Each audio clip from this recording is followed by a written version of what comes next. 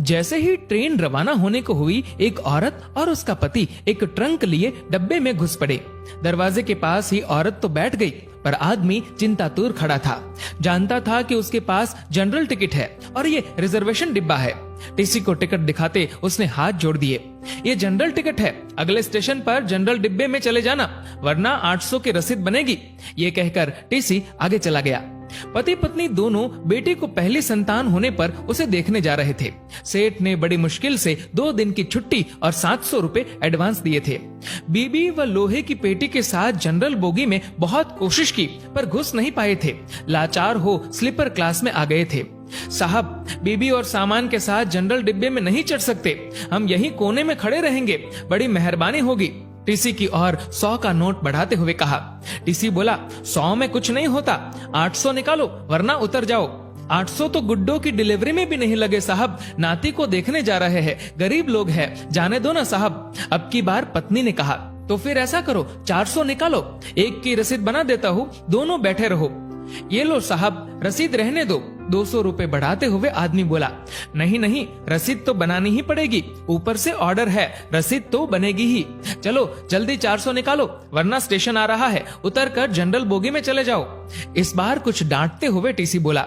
आदमी ने 400 रुपए ऐसे दिए मानो अपना कलेजा निकाल कर दे रहा हो। दोनों पति पत्नी उदास रुआंसे ऐसे बैठे थे मानो नाती के पैदा होने पर नहीं, उसके शोक में जा रहे हो। कैसे एडजस्ट करेंगे ये 400 रुपए? क्या वापसी की टिकट के लिए समधी से पैसे मांगने पड़ेंगे? नहीं नहीं, आखिर में पति बोला, 100-150 तो मैं ज्यादा लाया ही था, गुड्डो के घर पैदल ही चलेंगे, शाम को खाना नहीं खाएंगे, 200 तो एडजस्ट हो गए। और हाँ, आते वक्त पैसेंजर से आएंगे, 100 रुपए बचेंगे। एक दिन जरूर ज्यादा लगेगा, सेठ भी चिल्लाएगा, मगर मुन्ने के लिए सब सह लूंगा। मगर फिर भी ये तो 300 ही हुए। ऐसा करते हैं, नाना नानी की तरफ से जो हम 100 देने वाले थे ना, अब दोनों मिलकर 100 रुपए ही देंगे, हम अलग थोड़े ही है। हो गए ना 400 एडजस्ट। पत्नी ने कहा, मगर मुन्ने के कम करना। और पति की आंख से आंसू छलक पड़े। मन क्यों भारी करते हो जी, गुड्डो जब मुन्ने को लेकर घर आएगी तब 200 ज्यादा दे देंगे। कहते हुए उसकी पत्नी की आंख भी छलक उठी।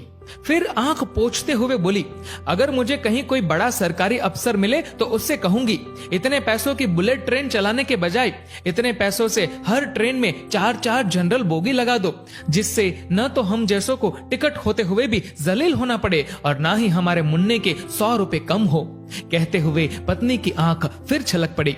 पति बोला, अरे पगली, हम गरीब आदमी हैं, हमें वोट देने का तो अधिकार है, पर सलाह देने का नहीं, रो मत।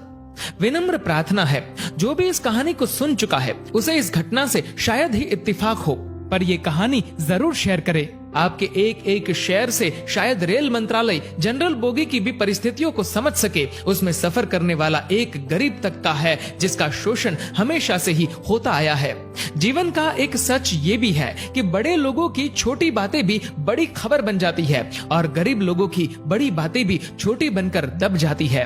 दोस्तों, इस कहानी को लेकर आपकी क्या राय है, नीचे कमेंट करके जरूर बताएगा। और अगर आपको ये वीडियो अच्छा लगा तो इस वीडियो को लाइक करिएगा, शेयर करिएगा ज्यादा से ज्यादा लोगों तक। और ऐसे ही और भी इंस्पिरेशनल वीडियोस के लिए सब्सक्राइब करें हमारे YouTube चैनल को और Facebook पर फॉलो करें हमारे पेज को।